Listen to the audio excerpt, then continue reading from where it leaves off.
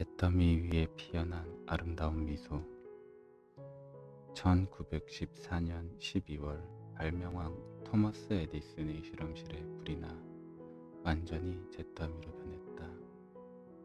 화재에 따른 실제 손실액은 200만 달러를 웃돌았으나 사전에 보험회사에 신고한 금액은 23만 8천 달러 뿐이었다. 실험실은 철근 콘크리트로 지어졌기 때문에 이론상으로는 완벽하게 방화가 이루어져야 했었다. 하지만 그날 밤 에디슨이 평생에 걸쳐 심혈을 기울인 발명품들은 일대 장관을 잃은 불꽃 속으로 모두 사라졌다.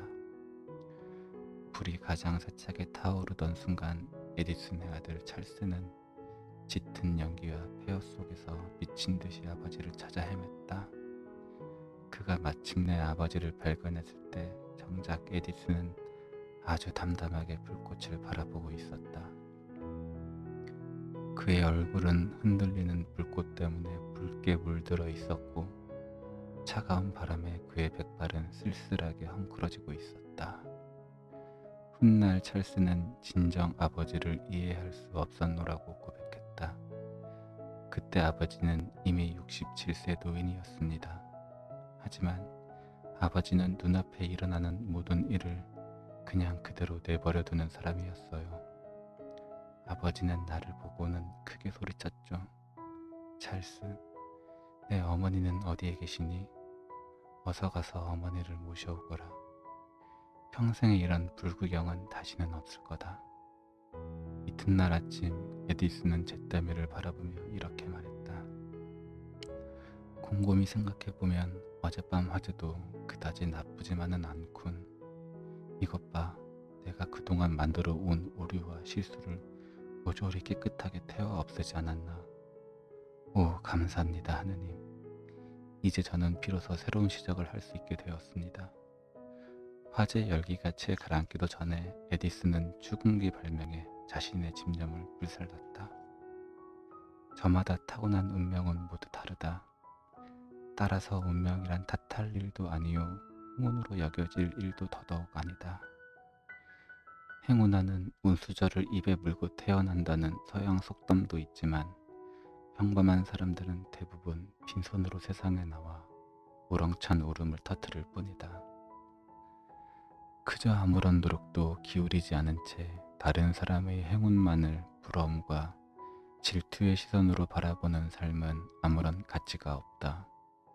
그와 같은 삶에서는 행복도 사랑도 행운도 아무런 의미를 갖지 못한다. 운수저를 갖고 태어난 아이는 삶의 출발점은 눈부실 수 있을지 모르겠지만 그 운수저가 어떻게 쓰이냐에 따라 인생은 전혀 다른 모습으로 바뀔 수도 있다. 살아가면서 만난 커다란 재앙을 새로운 시작의 출발점으로 삼은 에디슨은 천재도 행운아도 아니었다. 어쩌면 에디슨은 천재도 행운아도 아니었기 때문에 세계적인 발명가의 반열에 오를 수 있었는지도 모른다. 세상에서 가장 강력한 재앙과 불행도 그의 꿈만은 태워 없애지 못했다. 따라서 세상에서 가장 강력한 재앙과 불행에 맞설 수 있는 가장 강력한 무기는 꿈과 그것을 실현하는 믿음과 용기다. 검은 잿더미 위로 매캐하게 피어나는 연기 속에서도 눈물 대신 웃음을 보일 수 있었던 에디슨이야말로 세상에서 가장 행복할 자격을 갖춘 사람이 아니었을까. 10분의 위대한 힘. 카프카는 말했다.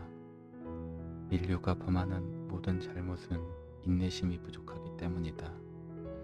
순서에 맞춰 차근차근 단계를 밟아야 하는 일을 지나치게 서둘러 망쳐버리거나 겉모습이 그럴듯하게 닮았다고 해서 실제로는 같지 않은 것들을 하나의 같은 테두리 안에 모두 가두어 버린다. 이는 아주 날카로운 지적이며 또한 우리에게 깊이 깨닫게 하는 바가 있다. 우리는 늘 분주한 삶에 쫓기고 있다. 그러나 그 와중에도 반드시 자신을 뒤돌아보고 반성할 필요가 있다. 지금까지 우리는 인내심이 너무 부족하여 외부의 힘에 좌우되지는 않았는가? 그래서 우리 삶에 반드시 있어야 하는 능동성을 잃어버리지 않았는가? 일본 도쿄의 긴자거리에는 오래된 사진기를 파는 가게들이 모여 있다. 그곳에서 파는 사진기들은 성능이 뛰어나고 외관도 수리해 새 것처럼 깨끗했다. 가게 점원들은 모두 이들 사진기가 최근 유행하는 디지털 카메라로 찍은 작품에 못지않는 사진들을 만들어낼 수 있다고 자신있게 말한다. 그리고 하지만 이라는 말로 또 다른 설명을 덧붙인다. 이 100년 가까이 된 사진기에는 주의할 점이 있습니다. 이 사진기의 노출 시간이 10분이라는 사실입니다. 현대인 중에는 10분 동안 정지한 상태로 사진을 찍을 사람이 한 명도 없을 테니 이 사진기로는 풍경이나 사물만을 찍어야 합니다. 나아가 점원들은 다음과 같은 이야기를 해주었다. 예전에 이 골동품 사진기를 사간 어떤 사람이 인물 사진을 찍고자 했답니다. 그는 촬영에 앞서 기꺼이 모델이 되어준 사람에게 이렇게 말해주었습니다.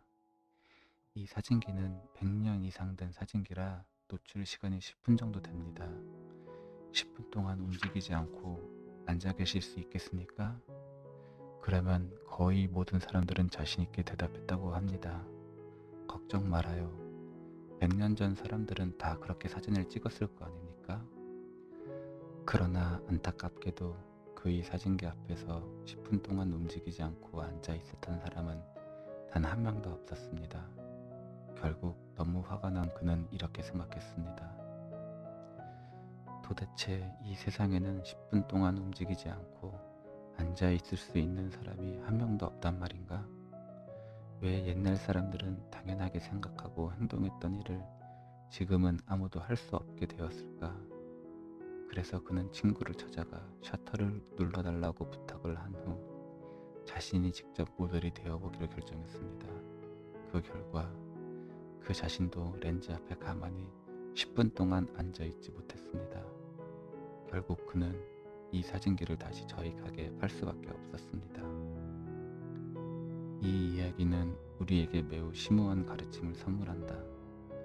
옛날 사람들과 현대인들 사이의 시간관념은 분명 다르다.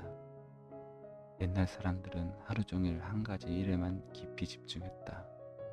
그러나 현대인은 하루에 수십 가지 일을 동시에 처리해야 한다. 이 이야기는 우리에게 매우 심오한 가르침을 선물한다. 옛날 사람들과 현대인들 사이의 시간관념은 분명 다르다. 옛날 사람들은 하루 종일 한 가지 일에만 깊이 집중했다. 그러나 현대인은 하루에 수십 가지 일을 동시에 처리해야 한다. 옛날 사람들에게 10분 동안 가만히 앉아있는 일은 별거 아니었지만 현대인들은 10분 동안 앉아있을 만한 인내심이 없다.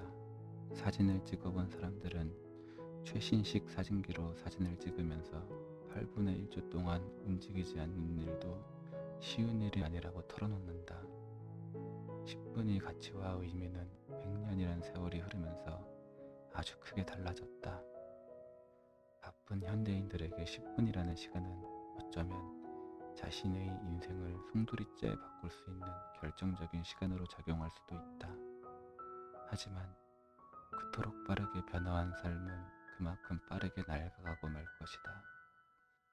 시간이란 분명 인간이 좀 더 행복하고 풍요하게 삶을 살 수 있도록 도와주는 지혜로운 도구다. 하지만 언제부터인가 우리는 시간의 주제자가 아니라 시간의 노예로서 살아가고 있는 것이 아닐까? 지금 책장을 잠시 덮고 창문을 열어 시간이 가져다주는 햇빛과 바람, 그리고 구름의 장엄한 행렬을 10분쯤 들여다보라. 10분이면 미처 우리가 발견하지 못했던 따뜻한 행복들을 겸손하게 돌아보는데 충분하리라.